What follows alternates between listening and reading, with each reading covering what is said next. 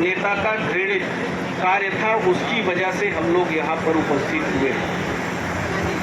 और हम तो हमेशा कहते हैं मानव मानव एक समान, आदिवासी दलित भाई भी चाहे सम्मान, ये कांग्रेस पार्टी का नारा था। कांग्रेस पार्टी ने हमेशा इस लाइन पे काम भी किया है और हमेशा जो हमारा भारतीय संविधान था उसके अनुरूप हमारे अनुसूचित जाति अनुसूचित जनजाति भाइयों को अगर किसी ने अधिकार देने का, सम्मान देने का काम किया है तो देश की आजादी के बाद कांग्रेस पार्टी ने निरंतर इस वर्ग को उठाने का काम किया है।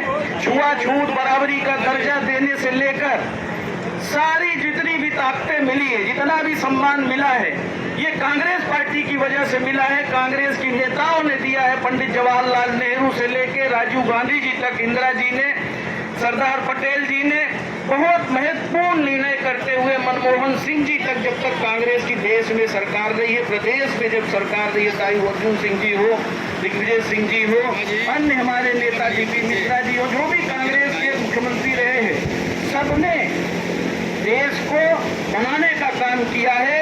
अनुसूचित जाति जनजाति पिछड़ा वर्ग को उठाने का काम किया है, अल्पसंख्यकों को उठाने का काम किया है।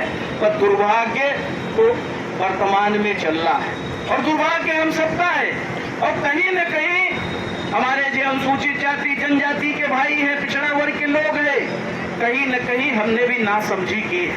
आज जो परिस्थिति बनी है, जो आज एक इंसान के ऊपर एक इंसान मूतने पे उतारू हो गया है, ये हमारी गलती की वजह से हुआ है, क्योंकि हमने ऐसे लोगों को सत्ता हाथ में सौंप दी है, ऐसे व्यक्ति को विधायक बना दिया है जो सिर्फ झूठे नारे लगाकर जब चुनाव नजदीक आएगा तो उल्टे सीधे भाषण देके आपको बरगला कर और आपका वोट तो हासिल कर लेते हैं, पर आपका सम्मान बचाने का काम नहीं करते हैं। इसकी वजह से ये स्थिति उत्पन्न हुई।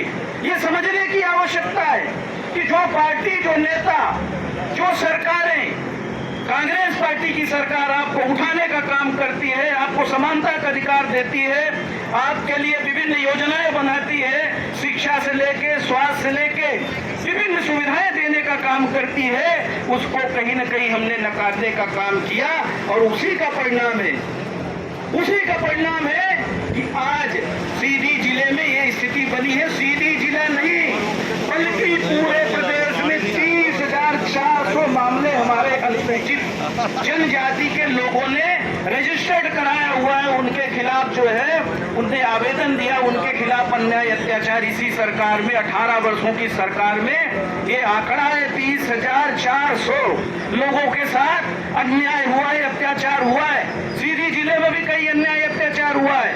हम तो मुख्यमंत्री जी को, शिवराज जी, वाह शिवराज जी, क्या है, आपने तो कमाल कर दिया, क्या अभिनेता हैं आप, क्या एक्टिंग कर लेते हैं, आपसे बढ़िया तो कोई एक्टर हो ही नहीं सकता। बड़े बड़े एक्टर फेल है आपके सामने, बड़े बड़े एक्टर फेल है, सब अभिनेता फेल है आपके सामने।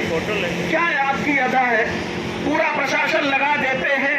पहले तो भाजपाइयों से गरीब के सर पे बाथरूम करवाते हैं, पेशाब करवाते हैं, और फिर वो बेचारा भटकता रहता है, उसके झूठे एफिडेविट भी तैयार कर लिए जाते हैं, उनके खिलाफ कार्रवाई नहीं होती, फर्जी एफिडेविट भी तैयार किया जाता है, शपथ पत्र तैयार किया जाता है कि हमारे खिलाफ हमने कोई हमारे साथ ऐसी घटना नहीं घटी है, ये भी होता है, और उनके खिलाफ कोई कार्रवाई नहीं।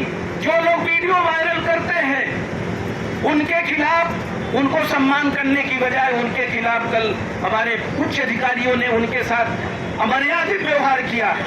एक अमर्यादित व्यवहार भारतीय जनता पार्टी के नेताओं ने किया है और दूसरा अमर्यादित व्यवहार जिले के SP समेत यहाँ के कई अधिकारियों ने, जिन लोगों ने वीडियो वायरल किया, उनको सम्मान देने की बजाय उनके साथ अपमानित व्यवहार किया गया है। मुझे जहाँ तक पता चला है कि मुंह में जूते और लात तक डाले गए हैं। हम इसकी घोर निंदा करते हैं। ये करने का किसी को अधिकार नहीं है, ये मानवाधिकार का हनन है। किसी ने अगर बिल्ला पहन लिया, पुलिस की वर्दी पहन ली, तो वो कोई इस तरह का अधिकार, हमारा लोकतंत्र, हमारा संविधान किसी को भी नहीं देता है। ये बहुत गलत हो रहा है और ये समझने की, समझाने की जरूरत है, और कांग्रेस पार्टी के नेता कार्यकर्ता समझाएंगे।